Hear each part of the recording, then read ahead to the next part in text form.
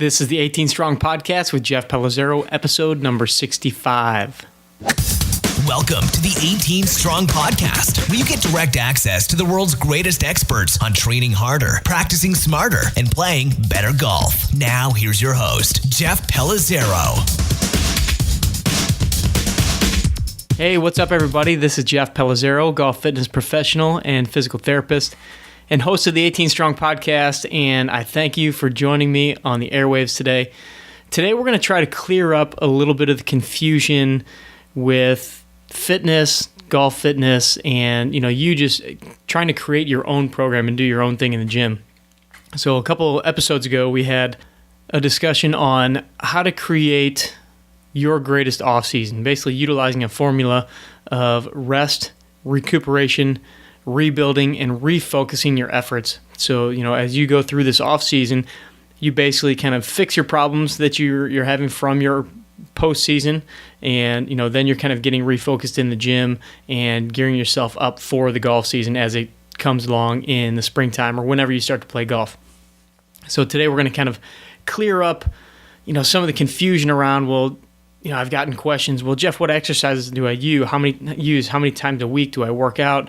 When do I put in the power stuff? When do I do my sprints? When do I do this? When do I do that? So today I want to kind of take a step back and really just kind of walk you through the mental process that I use when I'm creating a program for a client, or even when I'm just creating a program for myself. If I don't have somebody else create one, because sometimes being a fitness professional, you just kind of get tired of writing up programs, creating programs, and when it comes to creating one for myself, I oftentimes don't want to think about it, so I have a buddy of mine create it, and I know he's going to be a little harder on me than I would. I usually tend to, just like you, put in my favorite exercises, things that I want to do, not necessarily the things that I should be doing. So that's a little tip there. Maybe sometimes have somebody else design a program, and you'll get a better benefit. But don't go easy on yourself. So today we're going to talk about what you can do and how you can kind of formulate your off-season program, your training program, just from here on out, whenever you're putting your workout and training program together. But quick highlight, I wanted to let you guys know, if you didn't listen to last week's episode, which was episode number 64, with the guys from Catalyst Golf Performance and Super Speed Golf, we talked a lot about overspeed training, which we're going to mention a little bit in today's show. But it was a great episode. I've gotten a ton of feedback. I've gotten a lot of people tell me that they have ordered their super speed golf clubs, and they were nice enough to go and use the code 18strong, which gives them a 10% discount, gives us a little kickback. But they've been seeing some great results. I have personally seen some pretty cool results in the gym just in the 2 weeks that I've been utilizing with my clients. I had a couple quick testimonials. Had a 72-year-old client who's been struggling for the past several years to swing higher than 86 miles an hour. He said 10, 15 years ago, he was clocked at 93 miles an hour.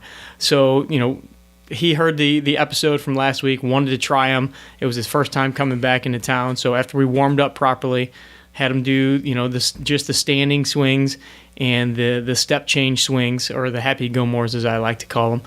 And, he went through the protocol, and after, we didn't give a proper testing of his speed right beforehand. So I'm going to give that disclaimer. But afterwards, I had him hit 5 balls, and he was up in the 91 to 95 range, which, obviously his eyes lit up like a Christmas tree, but I know that there's a short-term effect, and, part of it was just him getting warmed up, and part of it is his neuromuscular system just kind of firing on all cylinders.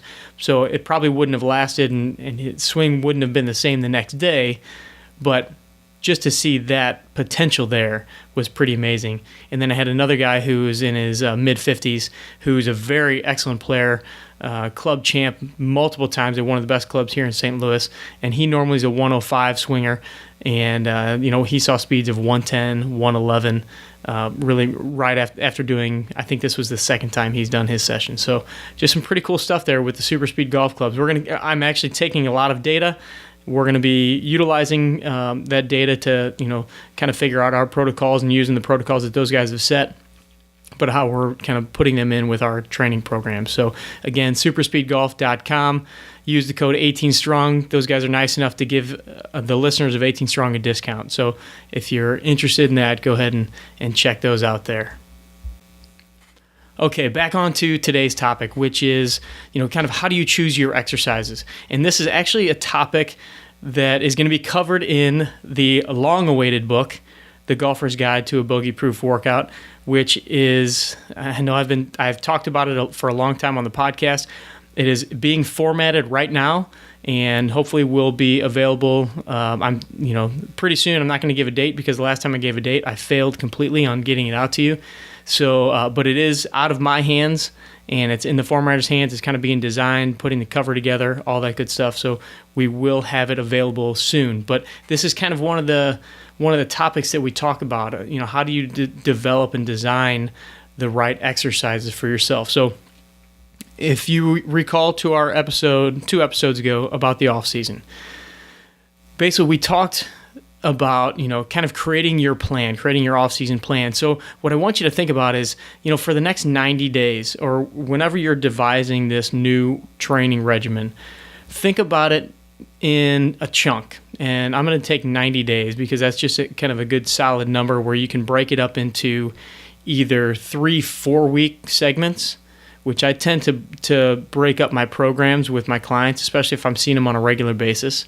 I'll break them up into 4-week segments, sometimes 6-week segments, depending on their ability to get into the gym or when I'm going to see them, those kind of things. But I like to have blocks of training programs because then that way they get the same several workouts in, whether that be 2 workouts a week, 3 workouts a week, 4 workouts a week. We tailor it specifically, but then they do that for 4 weeks straight. So their body kind of gets used to it. They can get stronger with the exercises. And then after 4 weeks, we change it up. So I know some of you out there like to mix up your exercises every time you get in the gym. Some of you like to grab a plan and do it for 10 years, which I've seen many people do. I like to have a little bit of a block. Just my personal experience with clients, my personal experience with my own training, and what some of the research that I've seen says is, you want to take a short period of time, give some of that repetitive programming, teach your body these movements, teach it to get stronger in those movements, and then when your body's kind of adapting to it, then change it up and challenge your system a little bit. All right, so the first thing that I look at when I have a client come in, and I do their evaluation, and we've got that taken care of. I basically look at, okay, what are the special considerations that I have to look at? Or with yourself, think about it. What are some of the special considerations that you have? Do you have any injuries? Do you have arthritic knees? Do you have a bad back? Do you have rotator cuff problems? Elbow pain, forearm pain, those type of things. That's all going to factor into what exercises you can do and what you should be doing. And then, what are the limitations that you have, either because of those things or because of other things? Do you have a limitation in your range of motion where you can't squat past parallel because of an arthritic knee? Or maybe you've had some other injury or issue that causes you to not be able to go into a certain motion? Do you have trouble gripping weights, heavy weights, or, can you not grip a pull-up bar into a pull-up because you have that elbow pain? And do you have difficulty getting into certain positions? So all of these limitations are things that, again, you have to take into account when you're trying to figure out, what exercises you're going to be able to do. And then let's shift our focus to what's the main point of your workout program.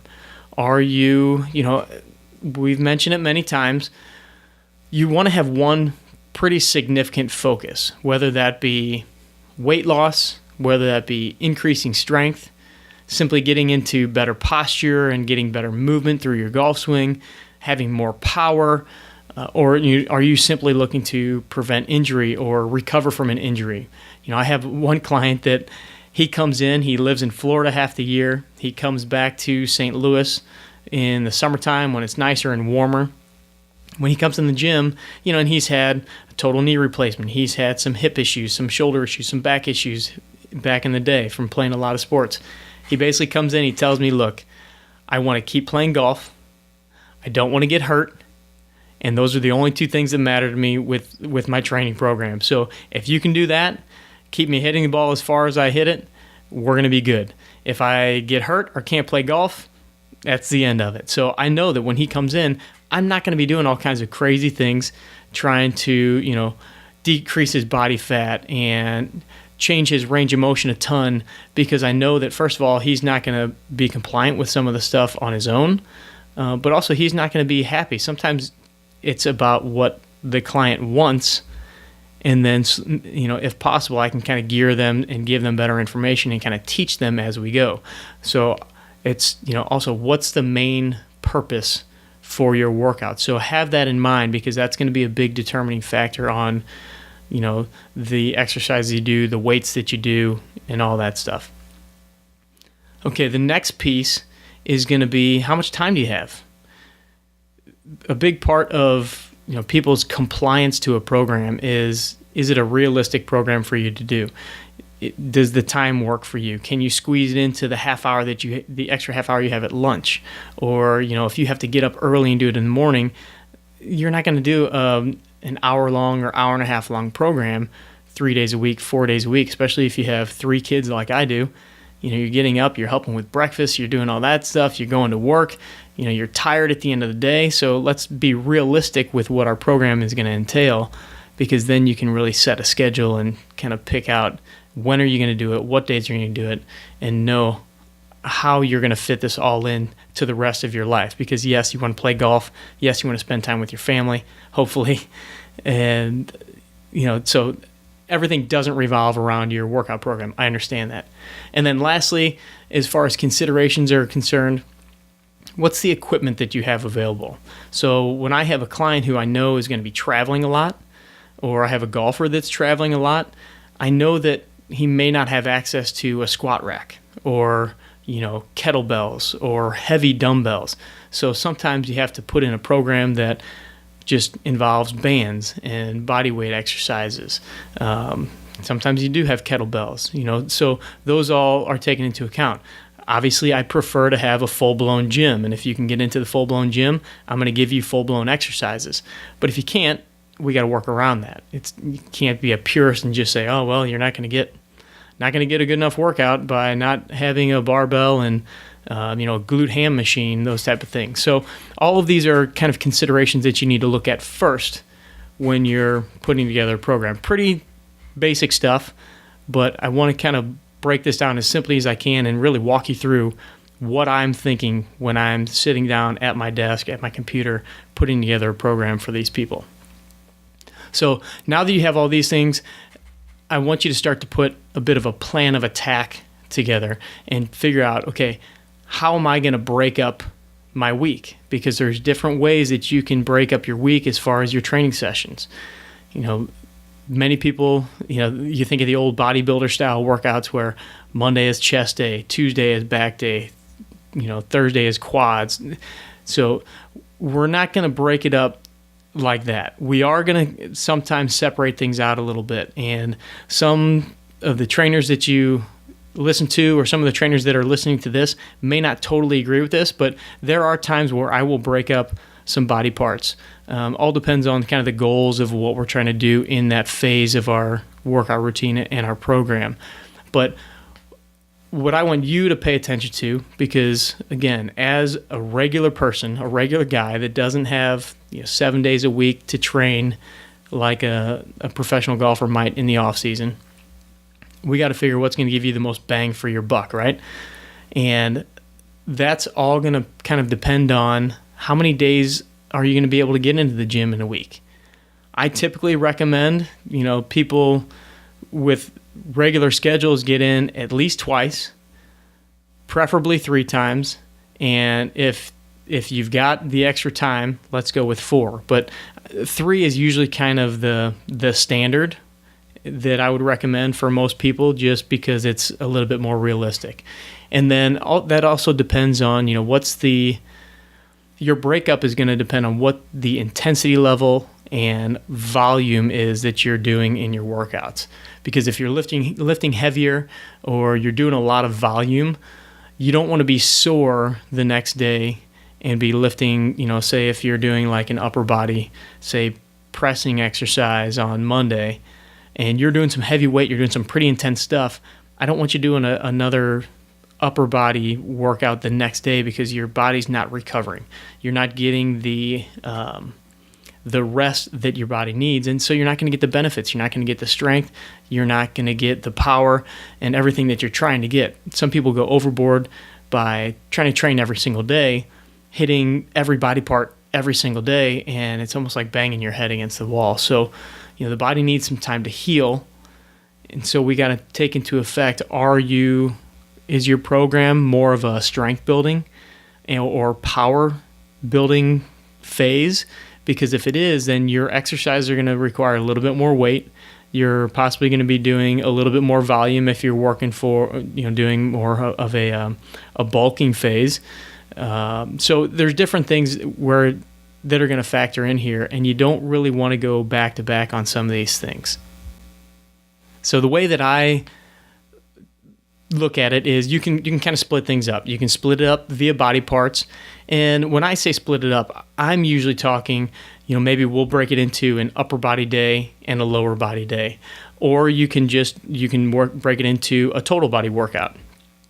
And my thought process when it comes to this stuff is, and there's varying opinions, but if you're going to do an upper body day, you can maximize the amount of stress that's put on your upper body. So that would, in my opinion, be more of a pushing and pulling kind of a day. You're not going to find a whole lot of biceps and tricep stuff in any program that I design. On occasion, you will. Usually around summertime when guys want to get the guns going. But no, really, most of the time, I don't see a need to put biceps and tricep work into the program all that often. Simply because you're going to get that with a lot of your pushing and pulling stuff. And if golf is one of your primary objectives, biceps and triceps are not necessarily going to be the most efficient use of your time. But if I do have somebody that is, fairly skilled or knowledgeable in the gym, they've trained for a little while, I will often break up. Let's say we've decided on 3 days. I'll break up into an upper body, a lower body, and then maybe a total body day. And again, I do that to kind of maximize the stress. And this is if I'm really trying to build some strength and then build up some power, which is generally the course of action for most of the golfers that I work with. After we work on some corrective stuff and we're trying to fix other things, just building some general strength and then possibly getting into some power stuff. I want to kind of maximize the stress that I put on the system, and I can do that a little bit more if I have more upper body exercises kind of packed in with each other on one day, give the body a little bit of time to rest while they maybe take an off day and then do a lower body day. So that's giving the upper body a little bit more time to rest. But with that also being said, much of the general population, I think it needs to just get in and get some basic strength training. And, possibly if the goal is more of a fat loss or muscle endurance kind of a program, you're going to be just fine with doing total body workouts. And so that could be 3 total body workouts. That could be, if you're only going to be able to get in the gym twice a week, I would definitely say let's do total body, simply because you're going to get a little bit spread out throughout the week. So if you're just doing 2 workouts in a week, let's go ahead and do total body exercises. But if I have a guy who's going to go 4 days a week, I will often do an upper body day, a lower body day, and then an upper body day and a lower body day to, again, kind of maximize the stress, gives the one area of the body a bit of a break when he's doing the lower body, let's say, and then vice versa when you switch off. So like I said, there's different ways to do it. Try both ways. You can mix it up. I will often mix it up with the same client. So if I do an upper body and a lower body and then a total body day in their first program, their first phase of 4 weeks, maybe the next time I want to totally switch it up on them, completely challenge the body, change it up a little bit, and I will break it up into 3 total body days. Again, it's not rocket science. Program design can get very, very technical and specific. But if you're doing this on your own, the best advice I can give you is simply have a plan of attack. And you may not write the greatest program, and that's fine, but have a bit of a plan of attack and take some of these bare bones and put something together that you can follow. And then you can learn a little bit more and get a little bit better at designing your own program, or have somebody kind of check out, what you've put down and what you're doing, and then maybe tweak it a little bit. But again, the body loves change and grows with change. So if you mix it up a little bit, and one time you want to do it one way, and then the next time you want to do it the next way, that's cool. It's only gonna help stress your body a little differently, which helps us grow. I do, however, recommend stick with one set program for 4 weeks though.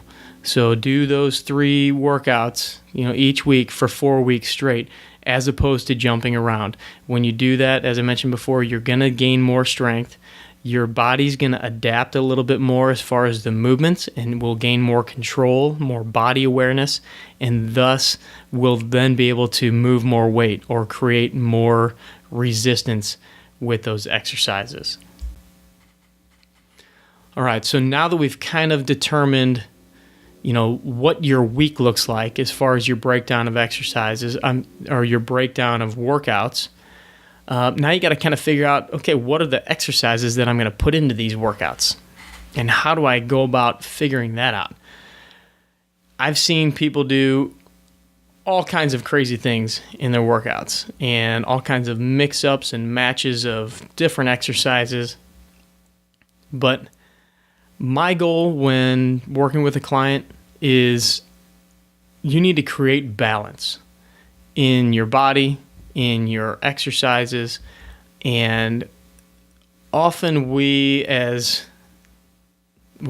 over here in the United States are so, forward flexion driven in everything that we do, sitting at a desk, driving a car. So we tend to kind of sit in a forward position, our heads tilt forward, shoulders are rounded. So many times we're tighter and stronger in more of the forward position, the pushing motion. And so we have to kind of combat that and work on extending ourselves, opening ourselves up. And so one thing that we look at as, is pushing versus pulling, and creating some balance, amongst those movements. So first thing that I'm going to look at in our workout program is direction of movement. So you pretty much want to make sure that for every pushing exercise, and when I say pushing, I'm talking like anything forward. Could be for your upper body, that's going to be your presses, your flies, your push-ups. Could be a press on a cable. It can be anything, pushing weight forward in front of you.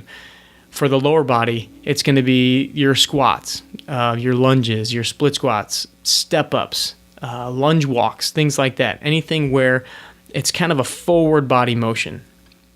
And then for pulling, for the upper body, I'm talking more of the back exercises, where that's going to be rows and pull-ups and reverse flies and anything where you're kind of opening up your chest, pulling something backwards. Usually you're feeling it in your back, your shoulders, those type of things. For the lower body, it's going to be, just your simple bridges and your deadlifts, back extensions, hamstring curls, those kinds of things where it's the back side of the body. So we want to make sure that we're at least balancing those things out. And if you talk to my buddy Nick Buchan from over in the UK, who we had on the show, I can't recall the episode offhand, but he from Stronger Golf, he actually recommends in many situations that you double up your pulling exercises to your pushing exercises, because most people are push dominant and are really lacking the extension in their daily activities, and thus need to kind of double up in their workout program. So I think there's definitely something to that.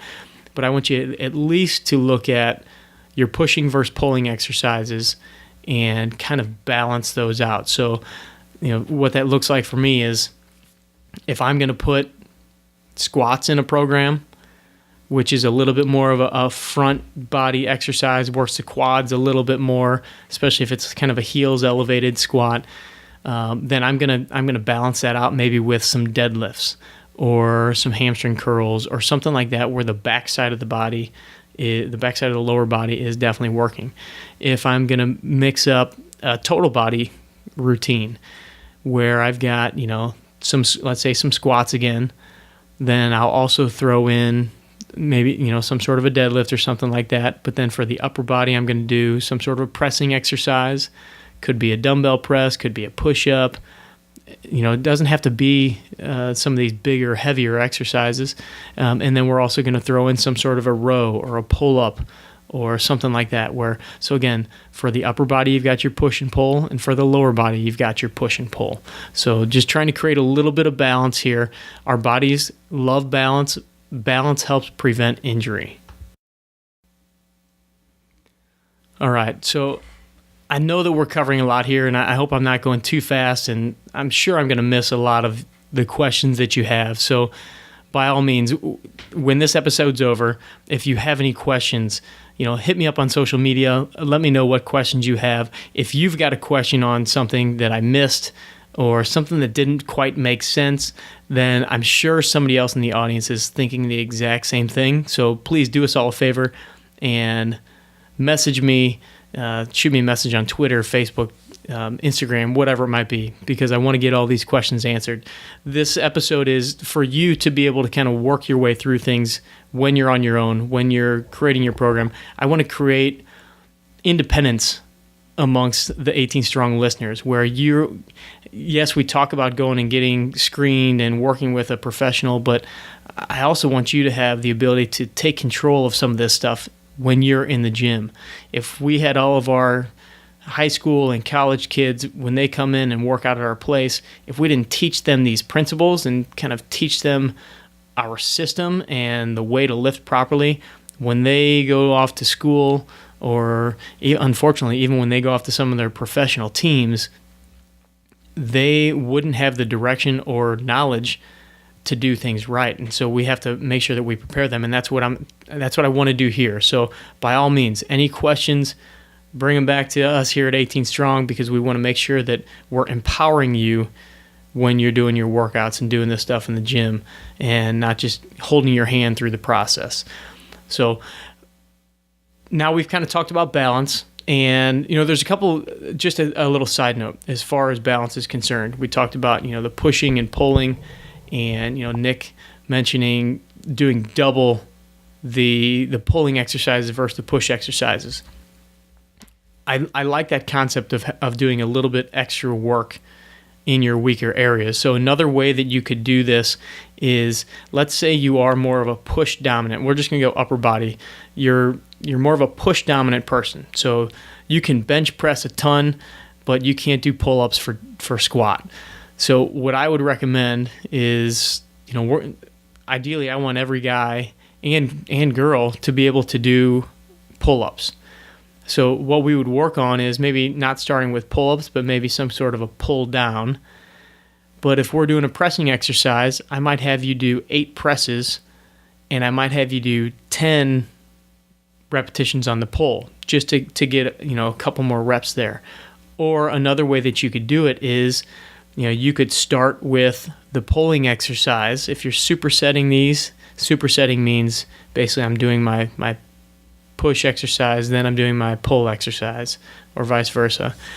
Another way you could kind of get some extra reps in is do an extra set of your weak side. So start with the pull, then do your push. And if you're doing, let's say, 3 sets, or if you're planning on doing 3 sets, you'll end up doing 4 sets on your pulling and just 3 sets on your pushing. So again, just trying to balance that out until you get a little bit more secure there, because as I mentioned, balance is what helps us prevent injury. When you have imbalances from front to back, left to right, that's when your body really is more likely to compensate.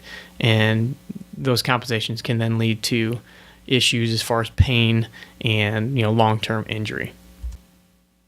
Okay, so the other thing that I look at, aside from the direction of the exercises, is we'll say the type of exercises, or I even kind of refer to it as the size of the exercise is what can really matter. So there's, look at it this way. Look at it as like going from big exercises to small exercises. That's kind of the best way that I can put it.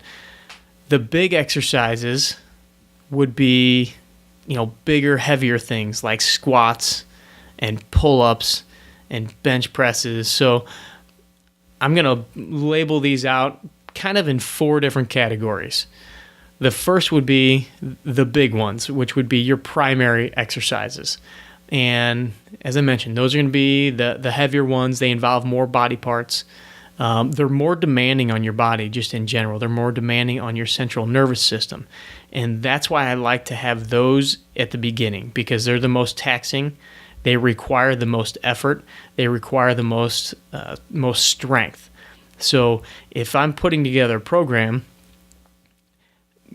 I'm not going to put calf raises at the beginning and then put squats after calf raises, because calf raises are, tiny little muscles. It's a very isolated exercise. So I'm not going to tire out somebody's calves before I then load them up for some squats, because, we've already kind of weakened one part of the chain. So hopefully that makes sense. You want to have your body as fresh as possible when you go into some of these bigger, heavier things. And don't get scared when I say bigger, heavier things, because a squat could even start out with a PVC pipe on your back. But it's a more compound movement, and it has more moving parts. So I look at that and I see a big exercise where a lot of your body is moving and you need a lot of central nervous system control. Other primary exercises would be deadlifts, pull-ups, barbell presses, any kind of Olympic weightlifting, Olympic lifts, those type of things. So, again, just think, what are some of the bigger, heavier exercises that you're going to be doing in your program, and let's kind of stack those towards the beginning. Again, balancing out, direction, push and pull. So if you're doing a lower body day, that could be a squat and a deadlift, something along those lines. But then, kind of working your way from big to small as well. So next on that list of the 4 types would be what I call secondary exercises. So these are a little less demanding than the primary exercises. Still can be, compound movements and can be very taxing on the body, but just not quite. You can't do as much weight. Usually they don't involve, the big heavy barbells. So this may be something more like split squats or lunges or, glute ham raises, if you know what those are. I know some of these exercises may not even be making sense to you. So we do have some videos of different exercises on our 18 Strong YouTube channel. We'll be putting more exercises on there so you have a little bit better knowledge of what these different names are. But again, other secondary exercises would be like dumbbell presses, things like that. So not quite as heavy, not quite as big, but still can be very taxing and can wear you down pretty well. And then, so again, you have your primary exercises, which are the big ones. Then the second tier of the workout, I would usually do some sort of secondary exercise. And then last on the list, or I shouldn't say last, because there's 4 categories, but next on the list would be what I would call auxiliary exercises or isolation exercises. This is where you throw your biceps and triceps, like they would be categorized in here. But again, I don't really utilize those all too much. But these are exercises that are focused a little bit more on one specific area, or this could be kind of a problem area. So this could be like shoulder exercises, rotator cuff exercises, some hip exercises, things like that. So oftentimes I will have at the end of the workout or towards the end of the workout, if I know a guy's got some shoulder issues, or really for most of my golfers, I'll put in like some shoulder work or rotator cuff work towards the end. Again, smaller muscles, they fatigue pretty quickly. You're not going to be able to do a whole lot of heavy weight. Same with the grip and forearm and those type of exercises. Plus, it's important that you don't fatigue these areas. So think of your rotator cuff, think of your grip.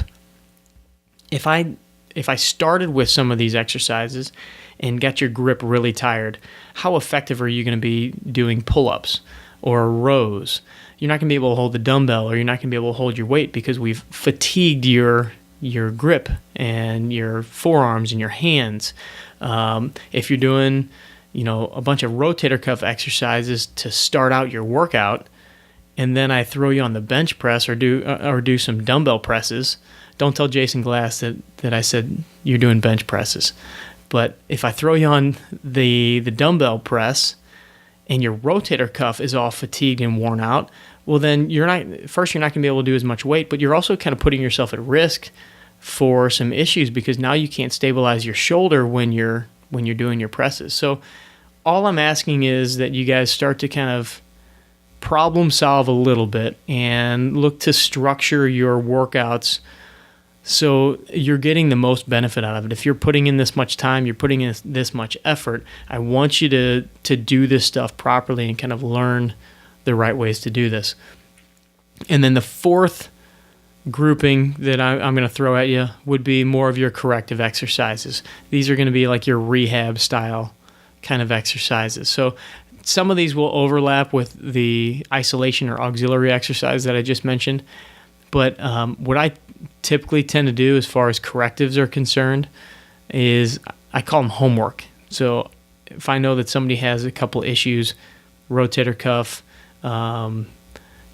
hip problems, tight hamstrings, or difficulty, touching their toes kind of thing, I'll give them maybe 2, 3, 4 exercises that I want them pretty much doing on a regular basis, on their own.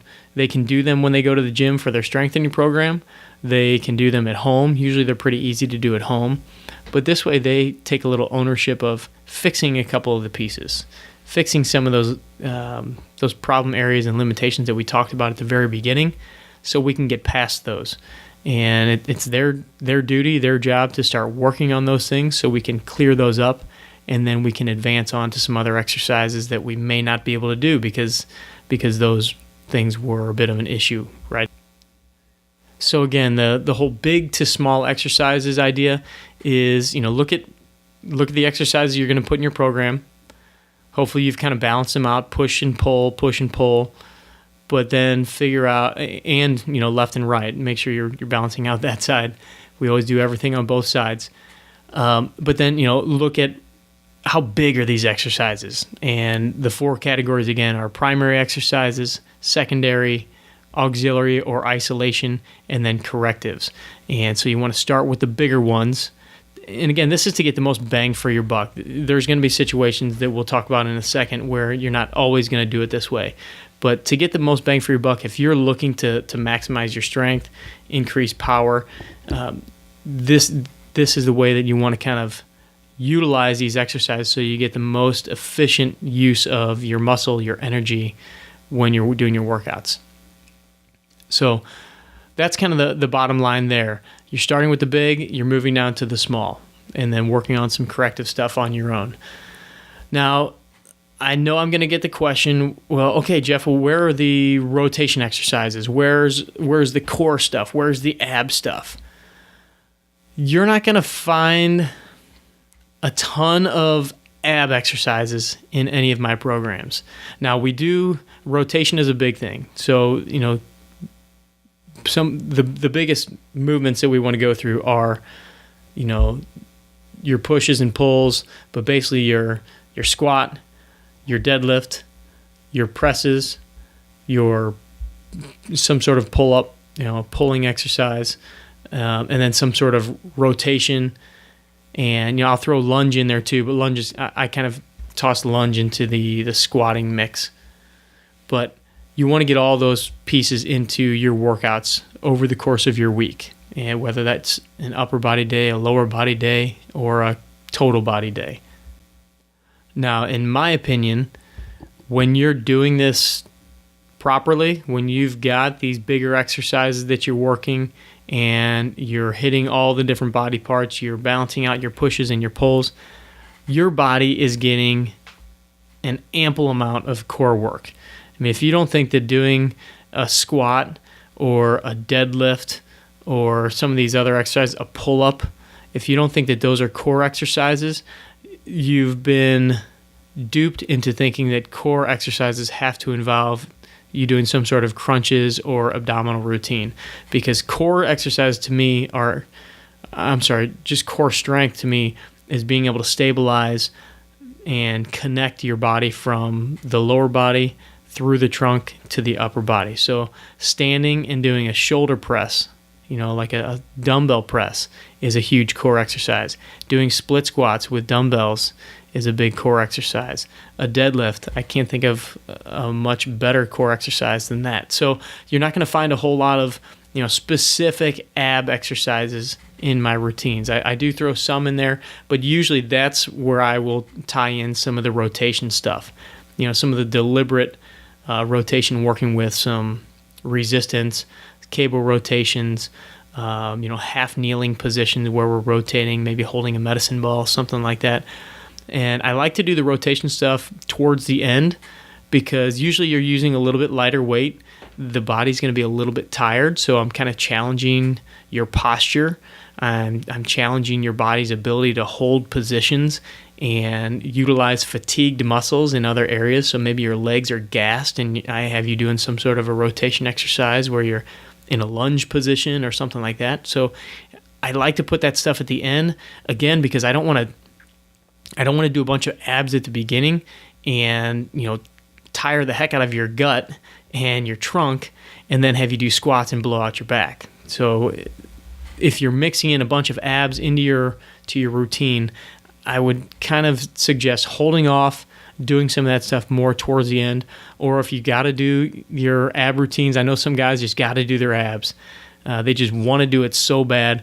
Maybe do that stuff after your workout or on your off day, or with some sprints and things like that. But I just don't put as much stock in isolated ab exercises as many.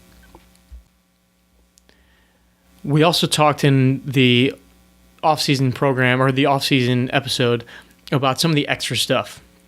And so I just want to touch real quick on that. I know that, again, we're touching on a lot of different things. And once again, I'm going to put in kind of my outline for this whole episode in the show notes of this page, where you can download a PDF of it, just in case you want to take some notes, in case you want to have it, in case you want to, light it on fire, whatever. But just so you have this stuff, because I know there's a lot of content here. But some of the extra stuff that we read about, we talk about, and it has very positive benefits, but just may not be the most efficient use of your time, or you just may not have time to schedule it in, I should say. But some of that can be sprints and cardio. If your goal is for fat loss and, you're trying to lose some weight, trim down, I would say that sprints can be a big part that's needed to be added into your program. And so when I have somebody doing sprints, whether that be on the bike, on the treadmill, running on the track, sprints can be done, with a jump rope, a lot of different ways to do it. I would typically tie that in towards the end of the workout. Again, if I'm utilizing the big to small exercises, I don't want to gas you out for some of those bigger exercises. So we'll do some of the sprints at the end of the workout, or even on an off day, or later on in the day, something like that. Now, again, if your goal is more fat loss, I'm probably not going to be loading up your weight quite as heavy, and you're going to be doing higher reps and things like that. So it might be okay to kind of phase in some of those sprints into your routine. And But for the most part, I usually will have somebody kind of stick around afterwards and get some of their sprints in. Medicine ball throws. We all see guys throwing medicine ball throws. The Joey D commercial where you got Dustin Johnson and Keegan Bradley slamming balls off the wall. I love medicine ball throws, but it's not the first thing that I would have you do in the gym. The other things that we talked about are first and foremost. Medicine ball throws I utilize in two different ways. One way is to generate power. And if I'm doing that, there's certain ways that I will add that in, like right after a lift or something like that. And that's getting a little more detailed as to why and when to do that. But again, if you're utilizing medicine ball throws for power, I'm going to tie that in a little differently, more towards the front of the workout. But I'm not going to do a whole lot of them, because I basically want you moving as fast as possible when you're throwing that thing. And if your body's fresher, you're going to be faster. I also will use it almost just as kind of a cardio thing, almost as a sprint, like towards the end of a workout, or as kind of what I would call a finisher to a workout, just to really kind of get you worn out. And I would do that, more for time or for repetitions or something like that towards the end. Maybe mix that in a little circuit where you're throwing, as hard as you can up against the wall, something along those lines. The next thing is the overspeed training, which we talked about a little bit at the beginning of this episode, and we talked about all last episode number 64 with the guys from Super Speed Golf.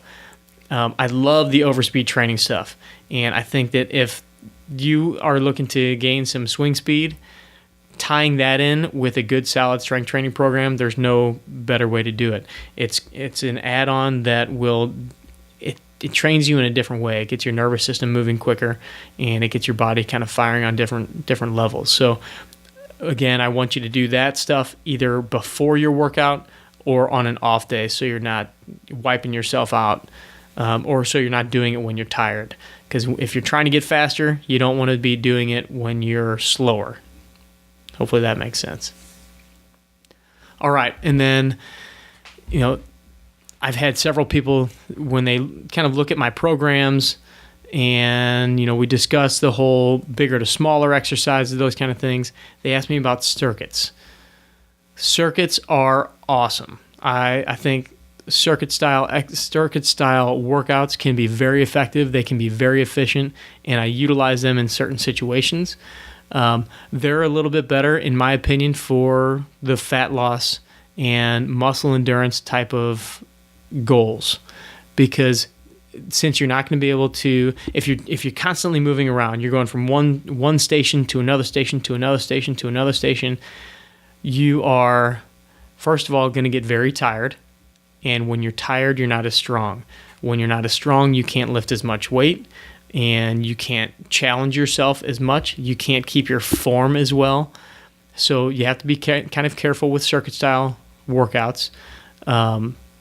So when you can't keep form, you can't lift as much weight or challenge yourself as much, it's not going to put as much of a tax on your system as far as the strength is concerned. So again, if that's your goal, then a circuit style may not be most effective for you, because you're not going to be able to increase that capacity. But with that being said, sometimes we don't have time for these longer workouts, or we don't have the equipment like I mentioned before. And a circuit style workout is awesome for when you're on the road. I tend to do it, if I'm in a hotel room or hotel gym. Or, if it's great when you're in a bit of a funk too. If you don't want to go to the gym, you're just in one of those moods where it's like, oh man, I just don't want to get there. I'm not putting in the effort. And sometimes those funks can last 2 days, and sometimes they can last, 3 weeks. But I find that getting a little circuit style workout could be an 8-minute, 4-minute Tabata, where you're just doing a little bit of exercise on, then taking a rest, a little bit of exercise on, taking a rest. Sometimes that's enough just to kind of kickstart you. But if you're doing these circuit style workouts, again, think of the balance. Think of the pushing versus pulling. So don't just do squats and push-ups, because you're kind of playing into that pattern that we talked about before. Balance yourself out, push, pull, try to mix those up so they're a little bit even. In fact, it's one of my goals over the next, several weeks to put together a couple videos on some great circuit workouts that you can do, just take with you on the road. Do them in the gym. Sometimes you just got to mix things up. So I'm going to put together a few of those things, for when you're in a time crunch, or again, when you're just in a funk, and that way you've got some good balanced ones that you can do, along with some sprint protocols. We're going to kind of put some different videos together and have something you can kind of follow along with, which I think will be very, very beneficial. All right, guys, I appreciate you being very patient and tolerant with my ramblings here today, because I know that this was a long episode of just me. I know that these probably aren't nearly as exciting as listening to cool people like Damon Goddard or Charlie Weingroff or, anybody else that we've had on the show. But again, we want to kind of provide you with some of the basics. We want to empower you to be a stronger golfer. That's our mission here, is to teach you to train harder, practice smarter, play better golf. And in order to do that, you have to have some of these tools in your toolbox. We want to create stronger golfers across the world, and hopefully we're doing that here. So as a little recap, when you're looking at your program, a couple things. First, look at the special considerations that you have, that your body has. What are your limitations? What are your injuries? What's going to prevent you from doing the things that you need to do? And then next is decide how you're going to break up the days of your program. Upper body, lower body, or total body. How many days a week are you going to be doing? And I would say schedule it. If, are you going to do it on Monday, Wednesday, Friday? Or are you going to do Monday, Tuesday, Thursday, Friday, take the weekends off? Figure all that stuff out, write it down, put it in your calendar. It makes it that much easier to stick to it. Next, decide which exercises you're going to be doing, which ones you're going to be using. And in order to do that, figure out, how to balance out the direction of them, which is your pushing versus pulling. And then also figure out how to structure them from big to small. The bigger, more compound exercises down to those isolation and corrective exercises. And then next, what are the add-ons that you want to put in there? Do you struggle with grip strength? Do you have elbow problems? Or is it more, do you have shoulder issues and you need to work on some of your rotator cuff stuff? Or are you noticing that, your hips are having a little trouble stabilizing in your swing and you need to start doing some band work and working on the strength of your hips? So all those little things are the add-ons. And then the last piece is just, looking at the circuit style workout. Is the circuit style right for you? What's your goal? And is that something that could benefit you?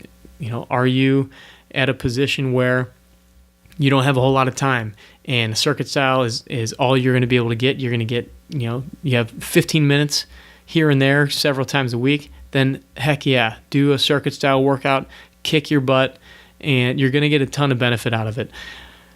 The workout that I laid out is a little bit more of you've got a little more time on your hands, but you can also utilize this even if you've only got 30 minutes to do a workout. You can make a very efficient workout utilizing these principles. All right, hopefully this helped out a little bit. And as I mentioned before, if you have any questions or I missed something, I'm sure I missed a glaring couple of questions or topics that would definitely benefit you, please shoot me a message, even send me an email, jeff@18strong.com, and let me know what questions you have or what else you want me to answer.